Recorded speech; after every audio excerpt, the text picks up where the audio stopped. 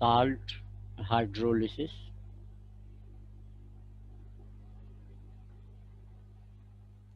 means hydrolysis of salt। बताया था कि साल्ट में अगर पानी डाला जाए, मतलब इसका हाइड्रोलिसिस कराया जाए, तो salt will interact with water and produce acid base.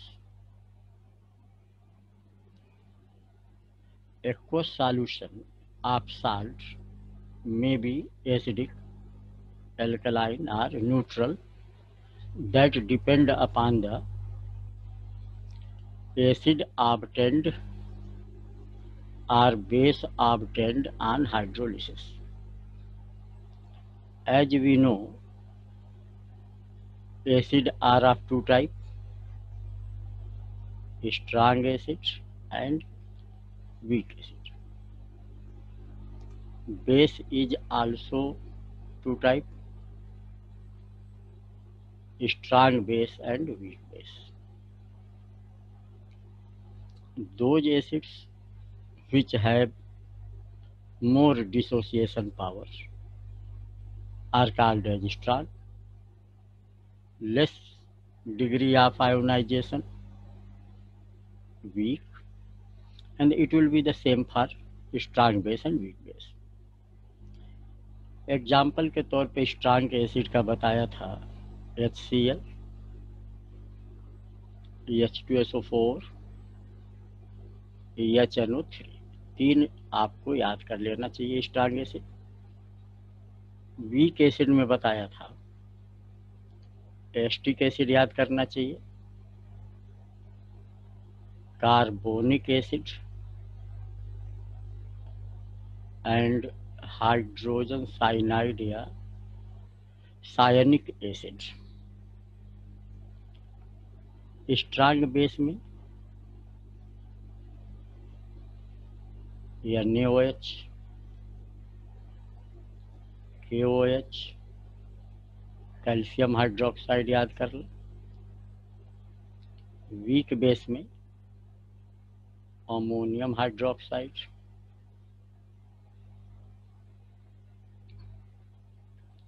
Copper hydroxide, ये याद कर लेना चाहिए। इसके अलावा और भी बेस होते हैं, जैसे इसके बारे में आइडिया है आप, एनिलीन या एरोमेटिक कंपाउंड है, इट इज आल्सो बेस और वीक बेस यह भी होता है। तो BSc लेवल में प्राय जो क्वेश्चन होते हैं वो इसी से रिलेटेड होते हैं। अब जैसे मान लीजिए अगर हम SA है और WA है, यहाँ SB और WB लिख दिया, तो कितने टाइप के साल्ट बन जाएंगे? एक इसके साथ, एक इसके साथ, इसके साथ और इसके साथ। तो चार तरह के साल्ट बनेंगे। तो हम लोग जो पिछले टर्न पर पढ़े थे वो क्या था? SB और WA का साल्ट था कि नहीं, और एग्जाम्पल लिया गया था सोडियम एसीटेट। चेक करने का तरीका बताए थे, वाटर अगर डालना इसमें तो वीक एसिड और स्ट्रॉन्ग बेस आएगा कि नहीं, यहाँ से चेक कर सकते हैं। ये वीक एसिड और ये स्ट्रॉन्ग बेस। तो इस टाइप के साल्ट का हम लोग क्या क्या निकाले थे? इसके लिए H निकाले थे, KH निकाले थे और PH निकाले थे। आज हम लोग जिस साल्ट का ये तीनों डेरिवेशन करेंगे वह क्या है? यह स्ट्रॉन्ग एसिड है और ये वीक बेस है। पलट दिया हमने, जो वीक था वो स्ट्रॉन्ग, जो स्ट्रॉन्ग था वो वीक। एग्जाम्पल के तौर पे हम लोग अमोनियम क्लोराइड ले लें तो आप देखा इसके हाइड्रोलिसिस से क्या होगा, H और OH, यहाँ से HCl बनेगा जो स्ट्रांग एसिड है, NH4OH बनेगा जो कि वीक बेस है।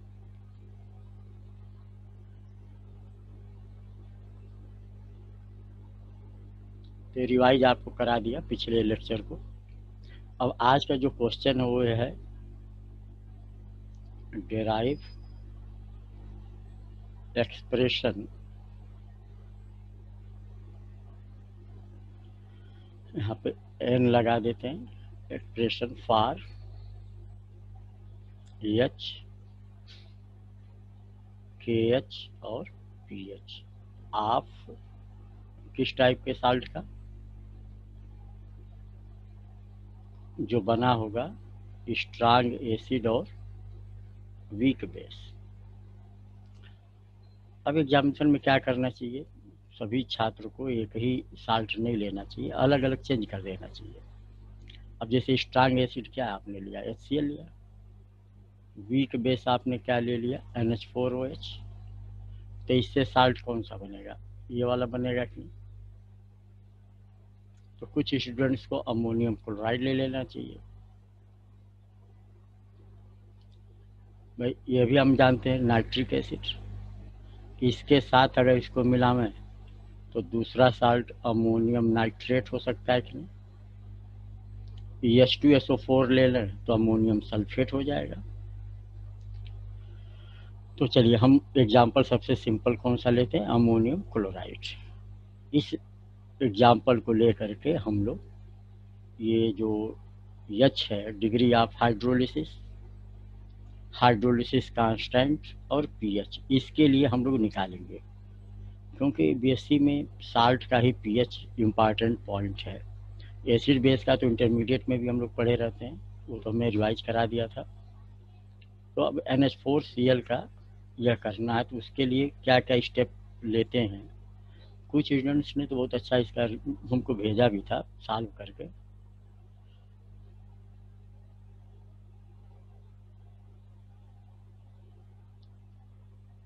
अब इसके लिए तरीका क्या होगा, कोई भी साल्ट यहाँ पे इस कॉम्बिनेशन का, जैसे अमोनियम क्लोराइड, कुछ लोग अमोनियम नाइट्रेट ले लेंगे, इंट्रैक्शन किससे करेंगे, वाटर के साथ, तभी इस रिएक्शन को आप साल्ट का हाइड्रोलिसिस कहेंगे। बनेगा क्या, यहाँ का Cl और यहाँ का H, आपने HCl लिख दिया, यहाँ का NH4 और यहाँ का OH, अमोनियम हाइड्रोक्साइड। पहला स्टेप ये हो गया। यहाँ पर चूंकि ये साल्ट है तो यहाँ साल्ट लिख दिया जाए, यह एसिड है तो एसिड लिख दीजिए, ये बेस है तो बेस लिख दीजिए। और चूंकि एसिड दो टाइप के हैं, यह स्ट्रांग है कि वीक है, ये लिखना चाहिए। तो HCl क्या है, स्ट्रांग एसिड है, NH4 क्या है, OH क्या है, वीक बेस है। चाहे साल्ट हो, चाहे एसिड हो, चाहे बेस हो, ये सभी क्या होते हैं, इलेक्ट्रोलाइट। इलेक्ट्रोलाइट कौन होते हैं, जिनको वाटर में डाला जाए और वो आयंस दें, तो ये इलेक्ट्रोलाइट है, ये भी इलेक्ट्रोलाइट है, और यह भी इलेक्ट्रोलाइट है। अब इलेक्ट्रोलाइट भी स्ट्रांग और वीक होगा, यह स्ट्रांग एसिड था तो यह स्ट्रांग इलेक्ट्रोलाइट, यह वीक बेस है तो यह वीक इलेक्ट्रोलाइट। और साल्ट हमेशा स्ट्रांग होता है, क्योंकि किसी भी साल्ट का पानी में आयोनाइजेशन 100% लगभग हो जाता है, इसलिए ये स्ट्रांग होते हैं। इस रिएक्शन को बताया था मॉलिक्यूलर रिएक्शन, इसी को आयनिक रिएक्शन के फॉर्म में लिखना होता है। तो नेक्स्ट स्टेप होता है मॉलिक्यूलर रिएक्शन को आयनिक रिएक्शन में लिखना। इसके लिए तरीका यह है कि जो स्ट्रांग इलेक्ट्रोलाइट होते हैं, इसमें जिस जिस आयन से बना है उसको अलग अलग लिख लिया जाएगा। तो ये क्या हो जाएगा, अमोनियम आयन और क्लोराइड आयन, ऐसे। वाटर को एज सच लिखते हैं, क्योंकि रिएक्शन के दौरान ये माना जाता है कि इसके कंसंट्रेशन में चेंज नहीं के बराबर है, क्योंकि यह ज़्यादा अमाउंट में लिया जाता है और यह स्ट्रांग इलेक्ट्रोलाइट है। तो इसको भी आप क्या करेंगे, आयनिक फॉर्म में लिखेंगे।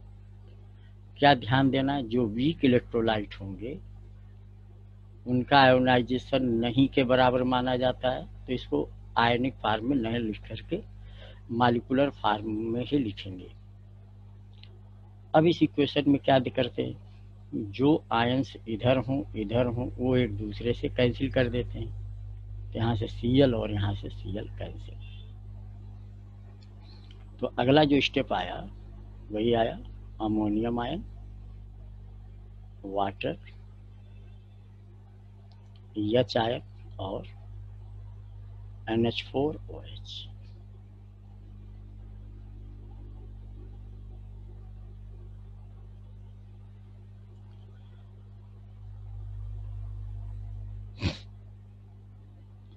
यहाँ पर बताए थे आपको कि जैसे इंटरमीडिएट में नहीं लिखते थे प्रारंभिक मात्रा, वैसे ही initial concentration chemical equilibrium chapter में आप लोग पढ़े होंगे। तो यहाँ पर क्या लिख दिया 1, या शुरू में क्या होगा 0 0 रहेगा। वाटर में कुछ नहीं लिखना चाहिए आपको, बताया क्योंकि इसकी अमाउंट बहुत ज़्यादा होती है इसके रिस्पेक्ट में, इसलिए इसके कंसंट्रेशन को मेंशन करना आवश्यक नहीं है। अब अगला स्टेप क्या लिखते हैं, एट इक्विलिब्रियम, या कुछ समय बाद जब इक्विलिब्रियम स्थापित हो जाए, तो इसमें से मान लिया जाए H अमाउंट हाइड्रोलाइज हो गया, तो जितनी अमाउंट साल्ट के हाइड्रोलाइज होगी आयंस भी उतने ही बनेंगे। यह भी समझाया था कि H 2H मत जोड़ा करिएगा।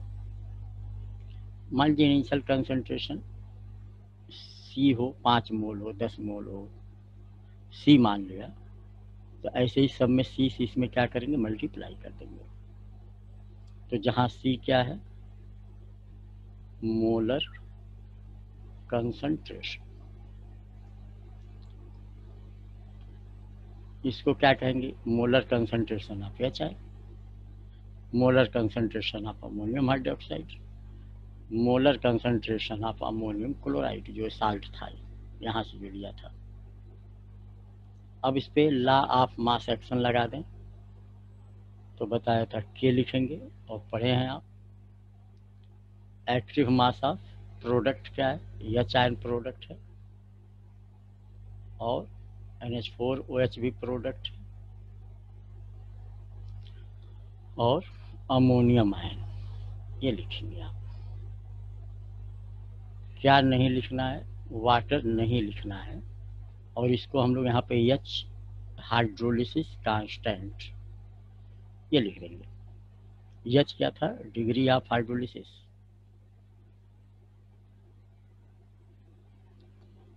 पचास 25% जितना भी हाइड्रोलाइज हो, और KH क्या है हाइड्रोलिसिस कांस्टेंट, और इसको इक्वेशन नंबर 1 मान लेते हैं।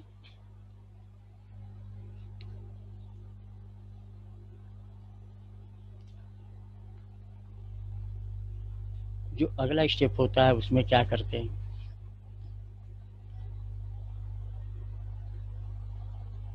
जो इस मॉलिक्यूलर इक्वेशन में जैसे वाटर है,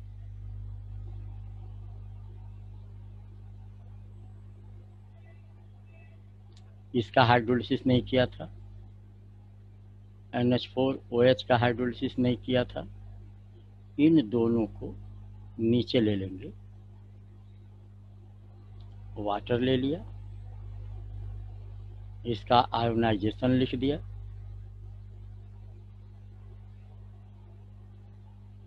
रिवर्सिबल, सारे आयोनाइजेशन रिएक्शन रिवर्सिबल है, तो आप ऐसे बनाएं या सिंगल बना दें, अंडरस्टूड हो जाता है कि आयनिक रिएक्शंस जितने भी होते हैं वो सब रिवर्सिबल ही होते हैं।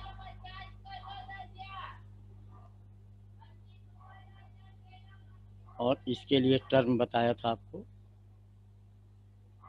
आयनिक प्रोडक्ट ऑफ वाटर। इस वाटर में कौन कौन से आयन है? H ion.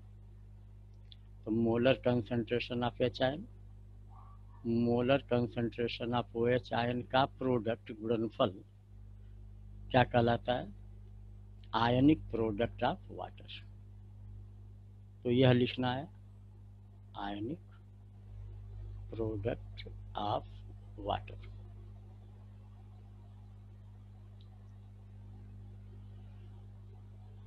और देखिए NH4OH का भी आपने क्या किया था? मॉलिक्यूलर फॉर्म लिखा था, आयनिक नहीं लिखा था। तो इसको भी हम लिखेंगे NH4OH। जैसे पिछले वाले में क्या था? एसिड था ना, अनआयोनाइज्ड फॉर्म में। और इस केस में क्या है? NH4OH है। तो ऐसे आपने लिख लिया। अब यह बेस है, तो बेस के लिए dissociation constant of base, active mass of product ammonium ion, hydroxide ion और अमोनियम हाइड्रोक्साइड या रिएक्टेंट का एक्टिव मास। चलिए इसको इक्वेशन ए मान लेते हैं और इसको इक्वेशन बी मान लेते हैं। कोई भी मान सकते हैं आप चाहे तो 1 2 3 भी कर सकते थे। अब इस के डब्ल्यू में के बी से डिवाइड करेंगे।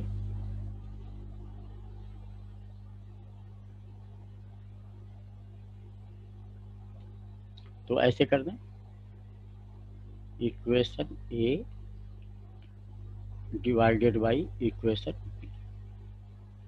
तो K W upon K B. के डब्ल्यू क्या है? H ion, O H ion. K B ए है क्या क्या है? NH4 ion, O H ion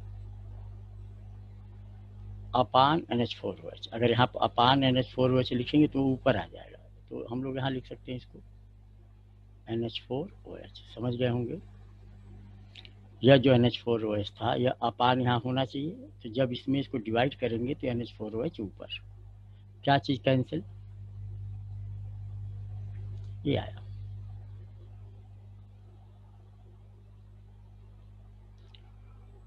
तो K W upon K B is equal to ammonium ion या hydrogen ion concentration, ammonium hydroxide upon ammonium ion. यह इक्वेशन हम 2 में ले लेते हैं। अब आप कॉपी में अपने चेक कर सकते हैं। आप कंपेयरिंग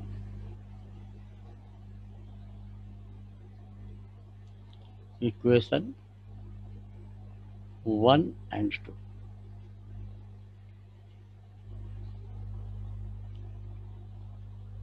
आप देखें यह 2 है,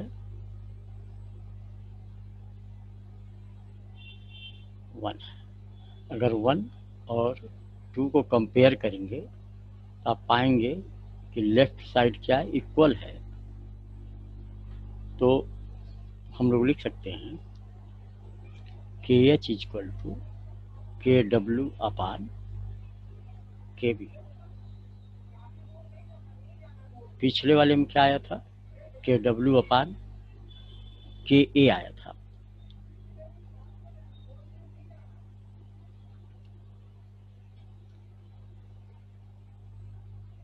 अब देखें इक्वेशन 1 लेते हैं और इस इक्वेशन में एच की वैल्यू क्या है? सी एच, NH4OH भी सी एच है, अमोनियम हाइड्रोक्साइड भी C1-H है। अगर इन सबके कंसंट्रेशन को इक्वेशन 1 में रखें तो क्या होगा?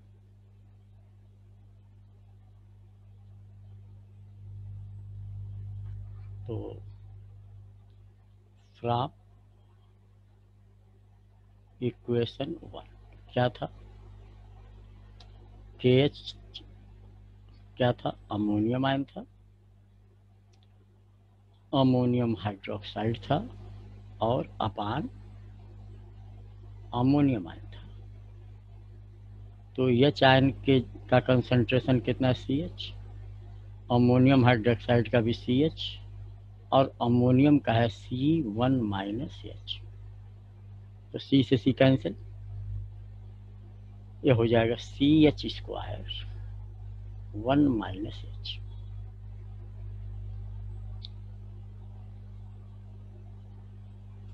अगर H की वैल्यू 1 से बहुत कम हो, लेट मान लेते हैं,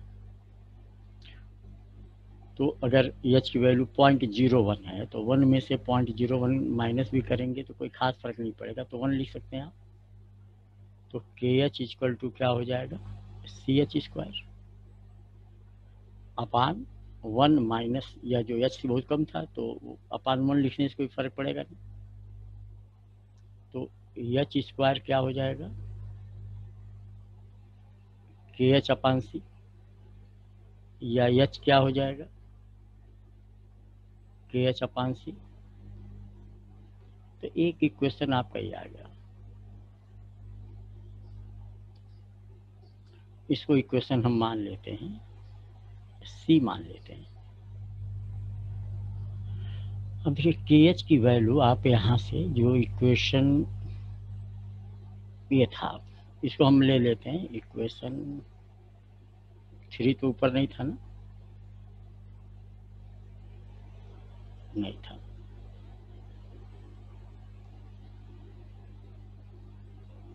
इसको इक्वेशन 3 ले लेते हैं। तो KH की वैल्यू अगर इस वाली इक्वेशन में हम रखें, इसमें पुटिंग वैल्यू ऑफ KH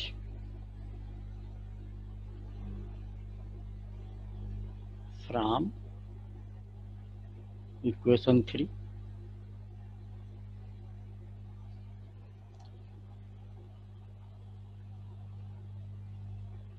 तो H क्या हो जाएगा, KH की वैल्यू क्या है, KW है अपान KB है और ये नीचे C है, यहाँ पे C।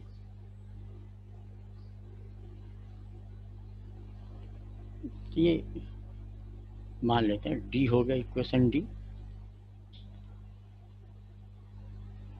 तो H का एक्सप्रेशन मालूम हो गया, KH का हो गया। अब आइए लास्ट डेरिवेशन फॉर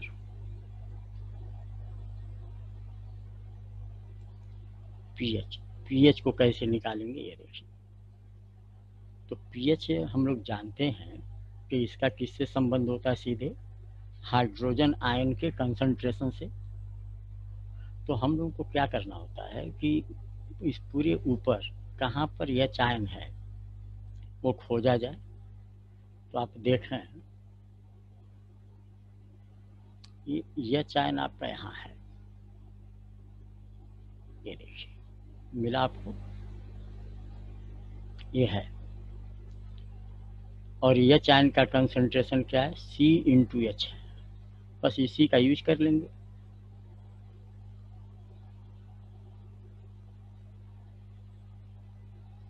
और भी तरीके होते हैं लेकिन ये सिंपल तरीका हम बता रहे हैं आपको।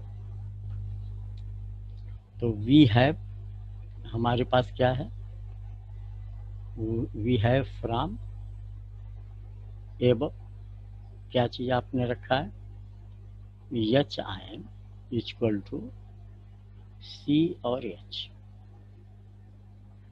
और H का फार्मूला ऊपर हम लोगों ने डिराइव किया, ये वाली इसमें रख दिया जाए। पुटिंग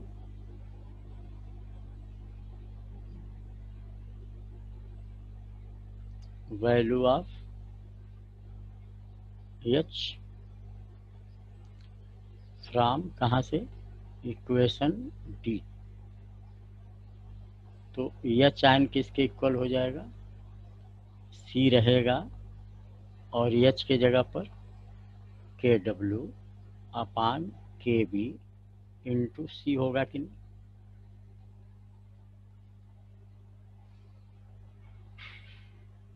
अब इसको देखिए आप,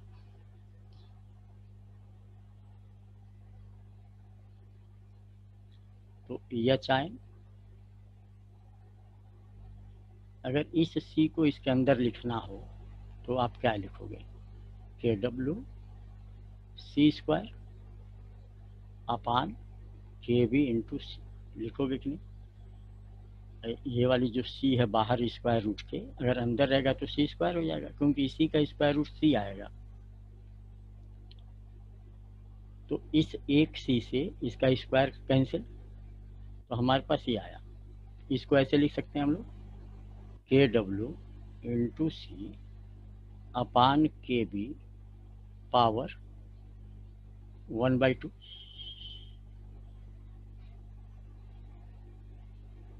अब दोनों साइड का लाग ले लिया जाए, taking log of both side, तो क्या हो जाएगा, log या चाहे log के डब्ल्यू सी इंटू है, चलिए, और के बी पावर 1/2।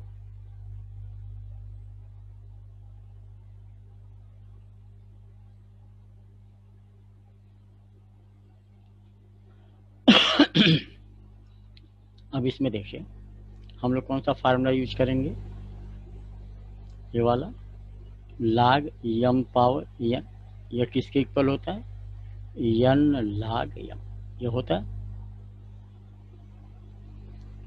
ये क्या है, मान लो n है ये वाला, और ये पूरी वैल्यू क्या है, m है। तो इसको हम लोग ऐसे लिख सकते हैं, हाफ log के डब्ल्यू इंटू सी अपान के। एक फार्मूला और हम लोग क्या जानते हैं, अगर log में m इंटू n हो तो log m plus log m, एक ये जानते हैं।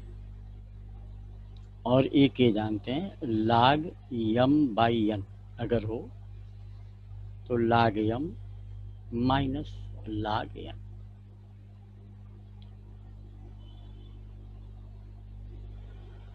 अगर ये पूरा m हो, यह हो, और ये n हो, तो हम लोग इसको क्या लिखेंगे, हाफ तो रहेगा ही, ब्रैकेट कर लेते हैं, log के डब्ल्यू इंटू सी माइनस log के बी। कोई डाउट। अब इसमें देखिए कौन सा फार्मूला यूज कर देंगे, ये वाला, यह m है और ये n है, तो log m plus log n। तो इसको लिख सकते हैं हम लोग, हाफ log के डब्ल्यू प्लस log सी और ये माइनस log के बी।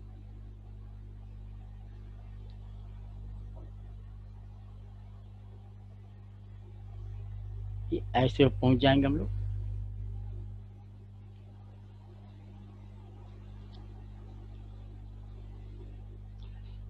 अगर इसी को हम लोग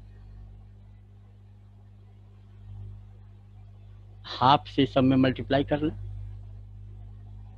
ब्रैकेट हटा दें, तो हाफ log के डब्ल्यू प्लस हाफ log सी माइनस हाफ log के बी।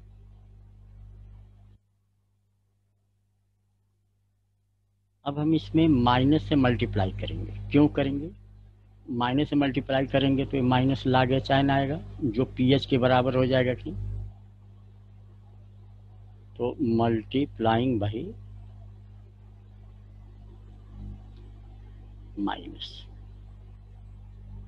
तो माइनस log एच आयन, यहाँ ध्यान से इस स्टेप को समझिएगा, हाफ लिखा, इसमें माइनस से मल्टीप्लाई, माइनस log KW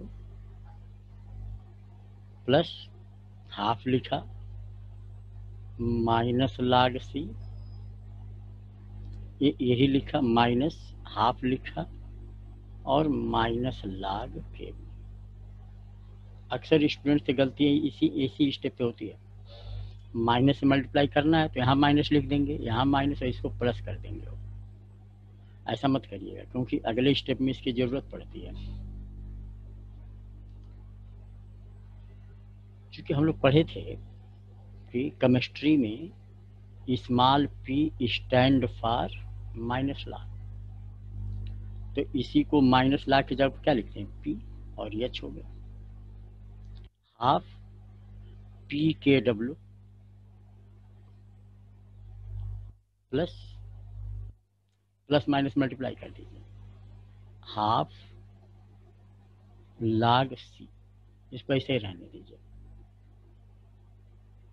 और माइनस हाफ PKB हो जाएगा कि नहीं,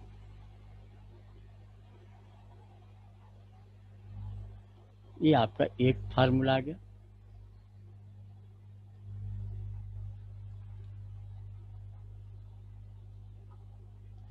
इसी को हाफ PKW माइनस कॉमन ले लें, माइनस हाफ, तो क्या हो जाएगा PKB। चलिए ऐसे कर लीजिए, log C प्लस PKB हो जाएगा कि नहीं, ये भी हो गया। और बताए थे आपको वी नो KW की वैल्यू क्या बताए थे, एच आयन और OH आयन, और रूम टेम्परेचर पर इसकी वैल्यू बताए थे 10 पे पावर -7, और इसकी भी 10 पे पावर -7, ये मिल के 10 पे पावर -40। तो PKW क्या होगा, minus log KW minus log 10 power -14, या 14 log 10, और log 10 की वैल्यू 1, तो ये हो गया 40। तो PKW की जो 14 वैल्यू अगर यहाँ रख दें, अब तो 14 का आधा हो जाएगा 7,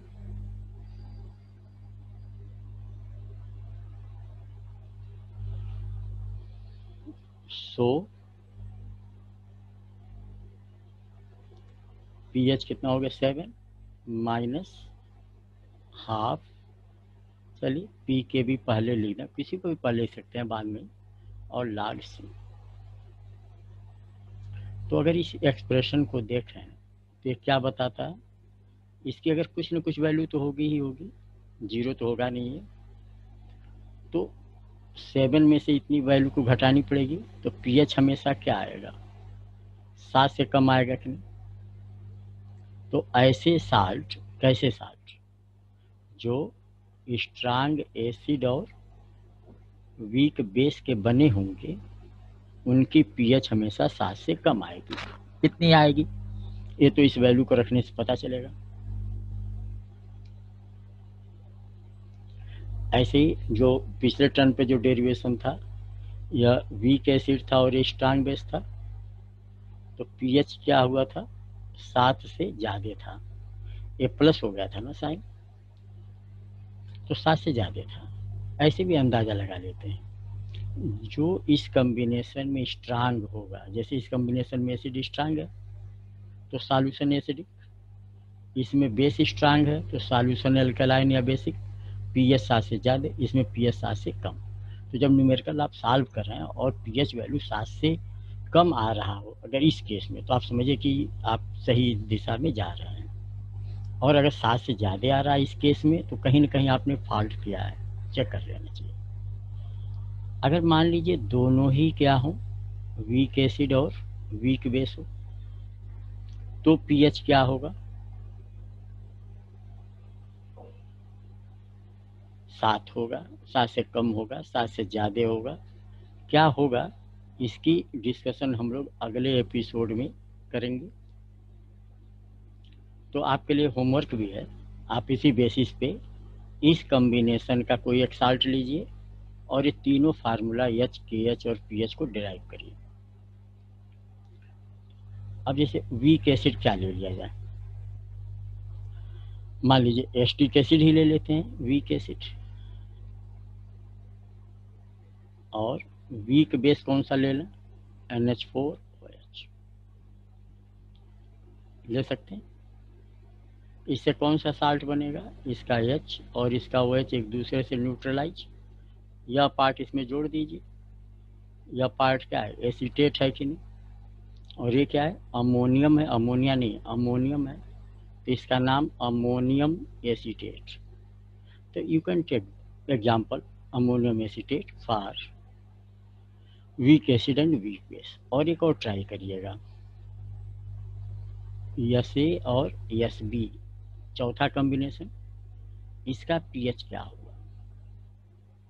इसके लिए एग्जाम्पल, स्ट्रांग एसिड मान लिया आपने HCl ले लिया और स्ट्रांग बेस आपने NaOH या KOH, तो NaCl बना दीजिए साल्ट। तो इन दोनों का H, KH और pH आप डिराइव करिएगा, फिर हम आपको जवाब भेजते ही हैं, उसे आप कंपेयर करिएगा PDF में, और अगर आपका मैच कर जाए हमारे वाले से तो आप अपना पीठ थपथपा लीजिए। थैंक यू, आप हमारे साथ बने रहेंगे।